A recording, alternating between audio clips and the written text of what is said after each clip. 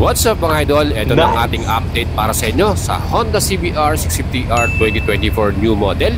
Ang bagong E-Clutch system at ang standard version ay available na mga idols. Pwede na po kayong mag-advance reservation para dito at makukuha nyo na ang unit ngayong month of October, maybe last week ang kanilang release. At syempre sa ating mga idols dyan na naghihintay para dito, ito na ang ating price reveal para sa kanilang E-Clutch system. Well, sa standard version, may SRP na 554,000 at kung bibili nyo ng cash yan, meron pa tayong included na 3 years LTO, 3,500.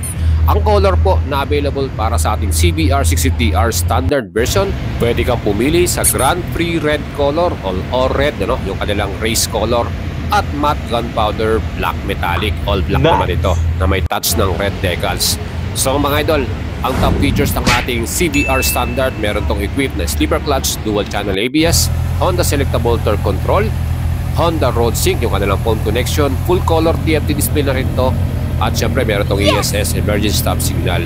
Para naman po sa ating 2024 CBR 650R E-Clutch system, may bagong presyo to, 594,000 pesos. Plus may add-on pa yan na 3 years LTO, 3,500. So mga idol, available na to. Pwede na po kayong umorder at mag-reserve advance pay.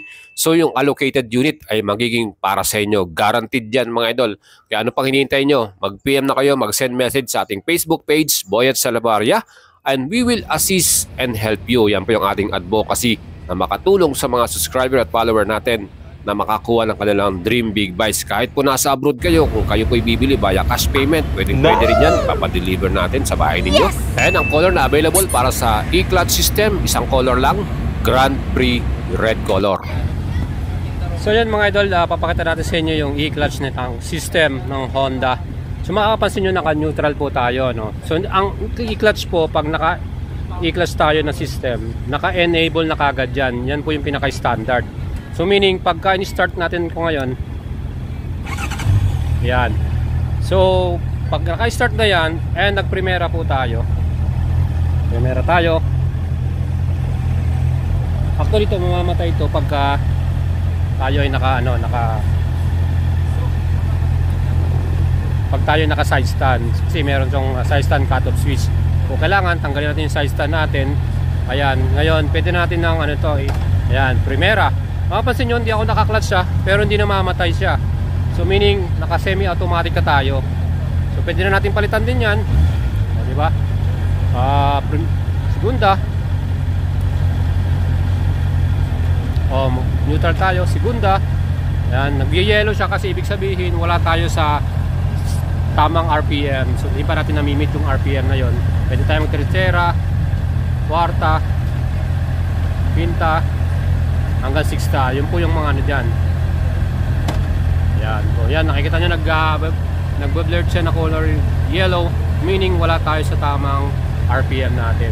Yan po yung pagkakaiba ng E-Clutch, pero hindi na tayo hindi na tayo, ayan, nakita nyo, hindi na tayo naka-clutch. So yan po yung kagandahan. So pwede tayo sa mga city ride, hindi na tayo mahihirapan, siyempre tatakbo ka dahil ito po ay naka-camera.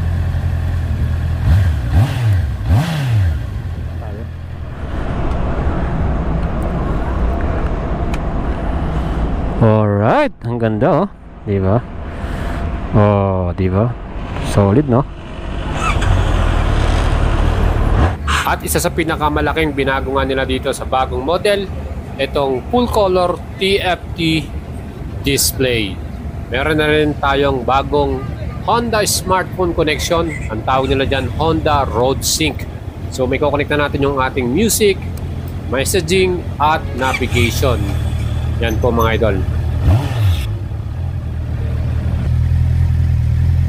Lakas din ang ating stock exhaust, dahil 4-cylinder to, malakas ang ating exhaust sound. Wow!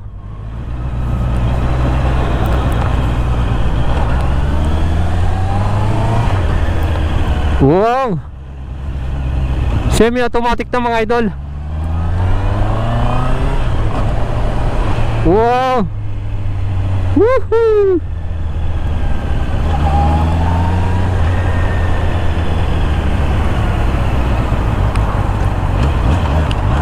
So mapapansin nyo,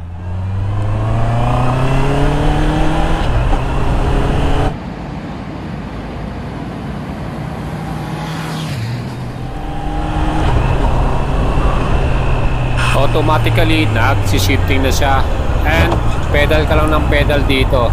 So pag nakita nyo yung nagdidilaw na yung gear indicator, meaning wala ka na sa tamang RPM at kailangan mo na mag-downshift or upshift, depende sa yung takbo mga idol.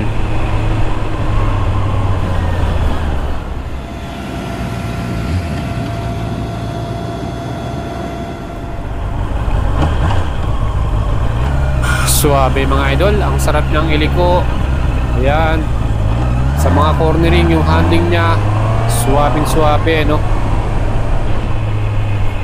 Perfect tong ating sports touring bike na to, CBR 650R. Well idols, ang ating makina yan po ay 650cc, 4-cylinder, 16 valves, liquid cooling, double overhead camshaft, at electronic fuel injection by Honda with 6-speed transmission. Equipped din ito ng assist and sleeper clutch, kaya talagang solid ang ating performance. With max power na 93.9 HP at total torque naman ng 63 Newton meters. At ang weight po ng e-clutch ay nasa 2 kilograms. So pag naka-standard ka, magdagdag pa ng 2 kilos pag may e-clutch system na. And when it comes to suspension naman, tingnan natin, napakaganda rin ng parts natin dito. Front suspension, ang kanilang brand na nakalagay dyan ay Showa upside down front forks. Yan po, ang ganda ng kanyang pinaka-bounce para sa atin, ano. And sa atin namang likuran na suspension, monoshock yan, Showa brand din, via swing arm. At yan po ay preload adjustable pa. Pwede nyong patigasin or palambutin.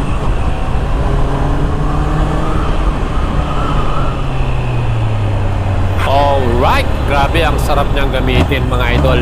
Sulit na sulit pag naka e-clutch system ka. Iyan ano. Well mga idols, pagdating naman sa stopping power ng ating CBR 650R, yung ating pinaka front brakes, yan po ay gumamit ng Nissin caliper, naka dual disc, 4-piston, at may equip to ng anti-lock braking system. Kaya confident ka sa ating braking, lalo na dito sa ating front. At sa likod naman, single disc lang ito, 1-piston caliper, Nissin din yan with ABS. Plus added safety features, Honda selectable torque control or yung traction control na tinatawag ng Honda. Diba? Sulit na sulit para dito sa ating sports bike na to. Inline 4, 16 valves. Aba talagang kahit ako, kung meron tayong pambili, bibili na ako nito. Gusto ko na siyang iuwi mga idol. Solid talaga, napakaganda. Highly recommendable tong ating bike na to. Front tire ay gumamit ng Dunlop tire 120/70 by 17 inch yung kanyang front size.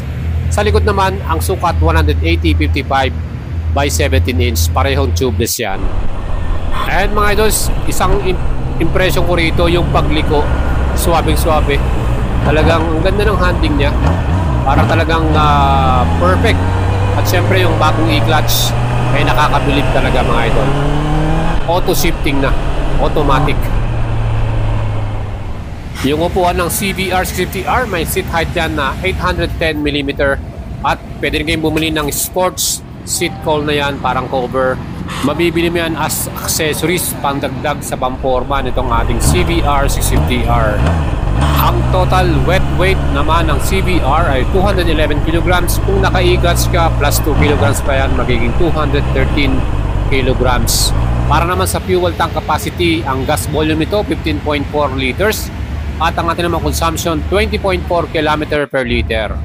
Ayan mga idols, equipped din ito ng HISS or Honda Ignition Security System. Parang immobilizer yan. Perfect, secured yung ating big bike. Alright, so ito, tapos na tayong mag-test at talagang nag-enjoy tayo at super sulit nito. And big shoutout po sa Honda Philippines Incorporated, dito po sa Honda Safety Driving Center. Thank you very much sa mga napakabait na mga staff dito at very accommodating silang lahat. Super na-enjoy natin ang test ride today. Hindi lang tong mga 650cc na may e-clutch ang ating nasubukan. Even yung mga 500cc models nila, halos lahat yan ay ating tinry at nasubukan na patakbuhin dito. And sobrang lucky natin at na-invite nga tayo ni Honda Philippines Incorporated. Ayan, at yung mga nagre-request sa atin ng review at actual test, eto na mga idols, highly recommended itong ating brand new 2024 CBR. Sulit. Sulit na sulit talaga. Yung pinaka front face niyan, yan yung pinaka nagustuhan natin dito, yung pinaka bagong ano niya. Ayan. So ito ang ating brand new e-clutch na to. Talagang sulit pag binili nyo yung ganitong klaseng version. Yan mga idol. Salamat po sa Honda Philippines. Talagang number 1 sila. And that's it mga idol. Meron tayong dalawang version ng CBR 650R. Ang standard version may halaga yan na 554,000 pesos. At para naman sa e-clutch system, wala pa rin po tayong final price nito. Ibig sabihin hindi pa po ni-launch ni Honda yung kanyang final price. And abangan po natin yan ngayong month of July. Soon ay malalaman na natin magkano ba dinagdag ng Honda Philippines para sa presyo ng Honda CBR 650R with e-clutch system. Aba mga ito, kung akong tatalungin, mas prepare ko tong e-clutch. Perfect yan, lalo na sa mga city rides at matraffic Kaya mga ito, leave your comment at subscribe in my YouTube channel at follow nyo ako sa ating FB page for more updates and motovlog sa inyo.